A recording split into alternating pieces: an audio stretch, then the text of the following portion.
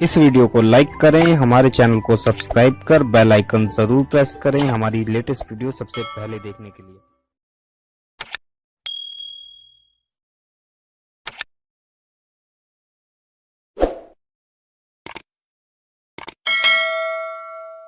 करवा सकते हैं, इसमें कोई हर्ज नहीं है। हुजूर की बारगाह में एक सवाल ये है कि बहुत सारी औरतें हफ्ता भर नमाज नहीं पढ़ती है, लेकिन जब जुम्मा का दिन आता है तभी जुम्मा की नमाज पढ़ती हैं। एक जगह पर ऐसा हुआ कि इमाम साहब ने माइक के ज़रिए से ऐलान करवाया कि औरतें ज़ोहर की नमाज़ पढ़ना चाहिए, जुम्मा की नमाज़ नहीं पढ़नी चाहिए, औरतों के ऊपर जुम्मा और ईदैन की नमाज़ वाजिब नहीं है।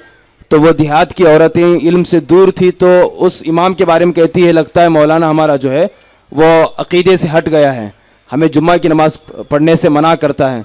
ये तो वहाबियों का तरीक़ा है कि वो जुम्मा की नमाज़ पढ़ने से रोकते हैं, तो मौलाना भी वही हो गए हैं।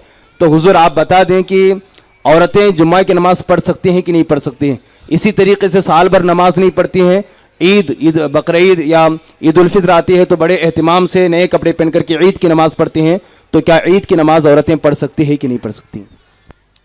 देखिए, जुमा की नमाज के लिए खुतबा शर्त है और भी उसके शराइत हैं। तो औरतों पर नमाज जुमा फ़र्ज़ नहीं है। औरतें जिस तरीके से ज़ोहर की नमाज़ आम दिनों में पढ़ती है, वैसे जुमा के दिन भी वो ज़ोहर ही की नमाज़ पढ़ेगी, औरतों पर जुमा नहीं है। इसी तरह औरतों पर ईदैन की नमाज भी नहीं है।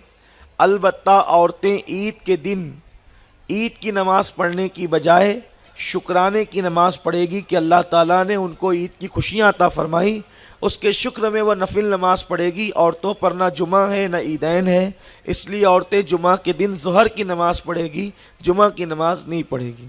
हुजूर की बारगाह में एक सवाल ये है कि यहाँ पर आम तौर पर ये कुछ लोग करते हैं कि जब माँ बहुत ज़्यादा बीमार हो जाती है या दुनिया से उसके रुखसत होने का वक्त बिल्कुल करीब आता है, तो लड़के को बुला करके दूध बख्शवाते हैं, यानी कि दूध का हक़ माफ़ करवाते हैं।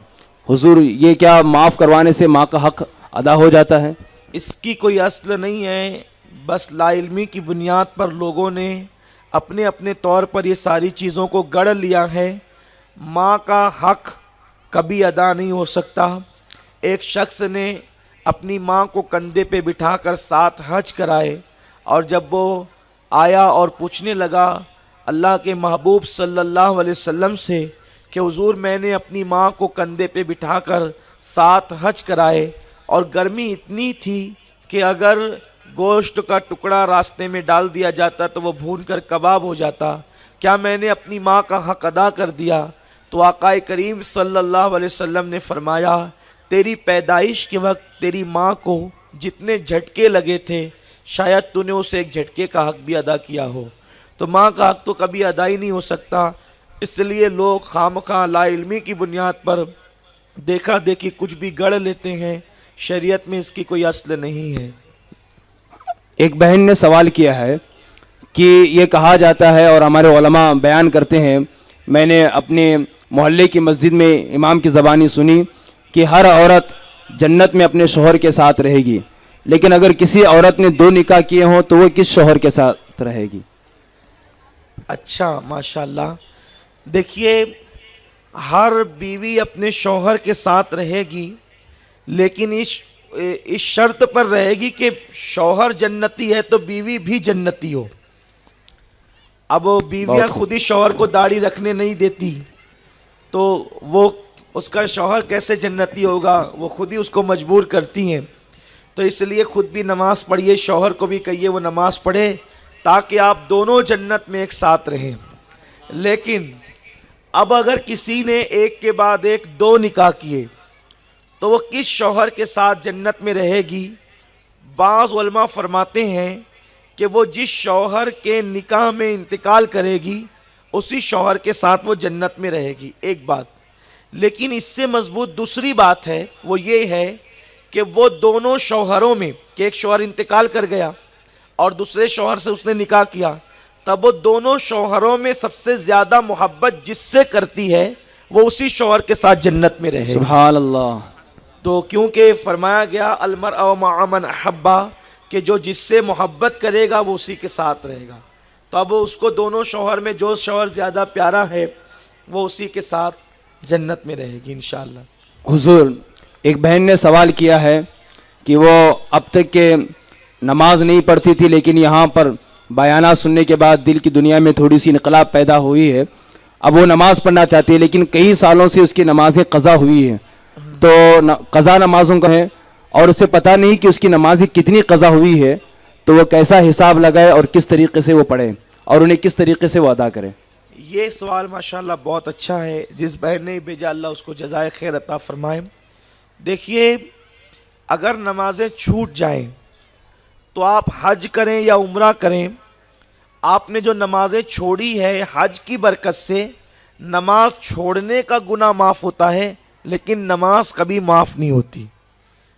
نماز کی قضا آپ کو کرنا ہی پڑے گی، اس کو قضائے عمری کہتے ہیں۔ اب قضائے عمری میں یہ بہت غور سے سننے کی بات ہے، آپ کو قضائے عمری ادا کرنا ہے کہ آپ نے کی جتنے سال کی نمازیں چھوٹی ہے آپ کو وہ ادا کرنا ہے۔ تو پہلے آپ اس کا حساب لگائیں کہ آپ نے کب سے نماز پڑھنا شروع کیا، اور اس کے بعد آپ کی نمازیں کتنی چھوٹی، 2 سال کی 5 سال کی چھوٹی، تو وہ سب آپ کو ادا کرنی پڑے گی۔ لیکن آپ کو اندازہ نہیں ہے کہ آپ کی نمازیں کب سے چھوٹی ہے، تو اس میں آپ یہ دیکھیں گے کہ آپ بالغ کب ہوئی، سن بلوغ کو آپ کب پہنچی۔ جب سے آپ بالغ ہوئی ہیں اس وقت سے لے کر جب آپ نے نماز شروع کی اتنی نمازیں آپ کو قضا کرنی ہیں۔ اب تاریخ نہیں پتہ، سن نہیں پتہ کہ کس سن میں بالغ ہوئی، کس تاریخ میں بالغ ہوئی، تو ایسی صورت میں یہ ہے کہ لڑکے جو ہے وہ 15 سال کی عمر میں اور لڑکیاں 12 سال کی عمر میں عام طور پر بالغ ہوتی ہیں، عام طور پہ مسئلہ یہی ہے۔ لیکن زمین کی گرمی اور سردی میں بھی کبھی کبھی تاخیر اور عجلت ہو جاتی ہے، لیکن اگر عورت ہے تو وہ 12 سال کی عمر سے لے کر جب سے اس نے نماز شروع کی ہے اس وقت تک وہ حساب جوڑے گی، ٹھیک ہے۔ جیسے اس نے 15 سال سے نماز شروع کی تو 12 سال میں بالغ ہوئی تو 3 سال کی وہ قضا کرے گی۔ 30 سال میں اگر اس نے نماز شروع کی تو 12 سال کی عمر سے وہ جوڑے تو 18 سال وہ جو ہے وہ قضا کرے گی۔ اس طرح حساب لگائیں۔ اچھا، جب قضائے عمری آپ ادا کریں گی تو آپ کو صرف فرض اور واجب ادا کرنا ہوگا، سنتیں اب آپ قضا نہیں کر سکتی۔ تو اس میں آپ کو اختیار ہے کہ پہلے آپ 15 سال کی مسلسل یا جتنی بھی چھٹی ہے فجر کی فرض فرض فرض فرض سب ادا کر لیں، پھر ظہر ظہر ظہر ظہر سب ادا کر لیں، پھر عصر عصر عصر سب ادا کریں، مغرب مغرب عشاء عشاء، اس طرح پھر عشاء کی فرض اور اس کے بعد واجب وتر، اس طریقے سے آپ ادا کر سکتی ہیں۔ یا بہت آسان طریقہ یہ ہے قضائے عمری کا کہ آپ جو ہیں جس تاریخ سے قضائے عمری شروع کر رہی ہیں اس کو کہیں لکھ لیں، اور آپ کو 3 سال کی قضائے عمری ادا کرنا ہے تو آپ جب فجر پڑھنے لگے تو قضائے عمری والی فجر پڑھ لیں، ظہر پڑھنے لگے تو قضائے عمری والی ظہر پڑھ لیں۔ اس طرح آپ کو ٹائم بھی کم لگے گا، آسان بھی ہوگا، اور جب 3 سال گزریں گے اس طرح تو آپ کی پوری قضائے عمری ادا ہو جائے گی۔ یہ آپ کر سکتے ہیں۔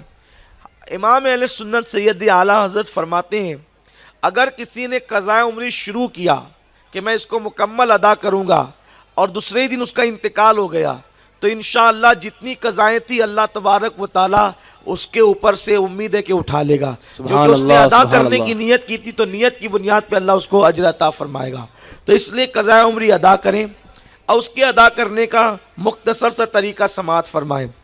نیت اس طرح کریں، نیت کی میں نے 2 رکعت نماز فرض فجر کی جو مجھ سے سب سے پہلے قضا ہوئی اور میرے ذمے پر جو ہے وہ باقی ہے، اس طریقے سے نیت کریں۔ اور نیت کرنے کے بعد جلدی آپ اس طرح کر سکتی ہیں کہ آپ اگر ثنا پڑھنا چاہیں تو سبحان اللہ، نہیں پڑھنا چاہیں تو آپ سیدھے اعوذ باللہ بسم اللہ پڑھ کے جو ہے وہ قرات کر لیں، سورہ فاتحہ اور سورت ملا لیں، اور جب رکوع میں جائیں تو 3 مرتبہ 5 مرتبہ جو سبحان ربی العظیم پڑھتی ہیں تو وہ 3 مرتبہ 5 مرتبہ کی بجائے 1 مرتبہ بھی آپ سبحان ربی العظیم پڑھ لیں تو کافی ہے۔ اس کے بعد سجدے میں بھی آپ 1 مرتبہ سبحان ربی الاعلیٰ پڑھ لیں تو کافی ہے۔ اسی طرح قعدہ میں بیٹھتے وقت تحیات، درود ابراہیم، دعائے معصورہ آپ پڑھتی ہیں تو اگر آپ جو ہے وہ التحیات پڑھنے کے بعد اللہم صلی علی سیدنا و مولانا محمد و علی آل محمد اگر اتنا پڑھ کر بھی سلام پھیر دیں تو بھی قضاء عمری میں اجازت ہے۔ یہ تخفیف اس لیے کی گئی ہے تاکہ آپ کی برسہاں برس کی قضاء عمری جلد سے جلد ادا ہو جائے۔ اسی طرح وطر میں جب آپ وطر پڑھیں گی تو اس میں دعائے قنوت پڑھنی ہوتی ہے، تو دعائے قنوت کی جگہ یہ ہے اللہم اغفر لی کہہ لیں تو دعائے قنوت کا وہ بدل ہو گئی، اور اس کے بعد آپ اس طرح جلدی جلدی قضاء عمری ادا کر سکتی ہے۔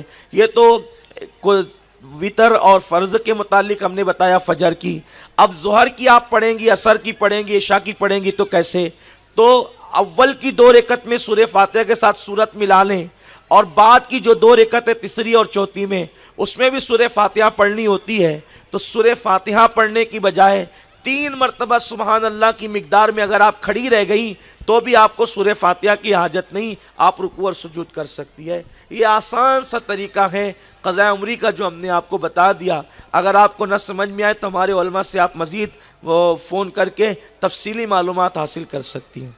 حضور، کچھ لوگ ایسے ہیں کہ بالکل بڑھاپے کے عمر میں ہیں اور نماز پڑھنے کی طاقت ان میں نہیں ہے، نہ قضا نماز ادا کر سکتے ہیں نہ ادا، اور بالکل معذور ہیں کہ مطلب اٹھ نہیں سکتے، بیٹھ نہیں سکتے، لیٹے ہوئے ہیں، اور ہاتھ پیر میں بھی بالکل طاقت نہیں ہے، تو کیا ایسی صورت میں نماز معاف ہو جاتی ہے؟ نہیں، ایسی صورت میں بھی نماز معاف نہیں ہے۔ کھڑے ہو کے نہیں پڑھ سکتے تو بیٹھ کے پڑھیں، بیٹھ کے نہیں پڑھ سکتے تو لیٹ کر اشارے سے پڑھیں، لیکن نماز پڑھیں۔ وضو نہیں کر سکتے تو تیمم کر کے پڑھیں۔ جب کھانا کھا رہے ہیں، پانی پی رہے ہیں تو میں تیمم تو کر ہی سکتے ہیں، اشارے سے نماز پڑھ ہی سکتے ہیں، تو ان پہ نماز معاف نہیں ہے، ان کو نماز پڑھنا چاہیے۔ بالکل حضرت، ہاتھ پیر حرکت نہیں کرتے، لیٹے ہوئے ہوں، بس جان باقی ہے، اور بس سن بھی نہیں سکتے، بات بھی نہیں کر سکتے، صرف دیکھ سکتے ہیں، ہوش نہیں ہے۔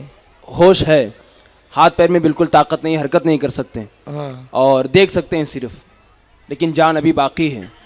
دماغ اور عقل کام کر رہی ہے۔ ہاں، تمام چیزیں پہچان رہے ہیں لیکن بات نہیں کر پا رہے ہیں، سن نہیں پا رہے ہیں، ہاتھ پیر میں حرکت نہیں ہے، دیکھتے ہیں اور سمجھتے ہیں بس، اشارہ بھی نہیں کر سکتے، آنکھوں سے اشارہ کرتے ہیں۔ اچھا، تو ایسی صورت میں کیا نماز معاف ہو جاتی ہے؟ ان کو چاہیے کہ وہ دل میں نیت کریں، ارادہ کریں کہ اس حالت سے اللہ مجھے شفا دے گا تو میں یہ نماز ادا کروں گا۔ نماز کے وقت کی، جب نماز کا وقت ہو تو ہر وقت میں وہ نیت کریں کہ یہ اللہ تعالیٰ جو ہے وہ اس حالت سے مجھے شفا دے گا تو اس وقت میں نماز پڑھوں گا۔ تو ان کا یہ نیت کرنا جو ہے وہ انشاءاللہ تبارک و تعالیٰ امید قوی ہے کہ اللہ کی بارگاہ میں ان کو بری کر دے گا، ورنہ جب تک انسان کی عقل باقی ہے، ہوش و حواس باقی ہے، تو اس وقت تک اس پہ نماز فرض ہے۔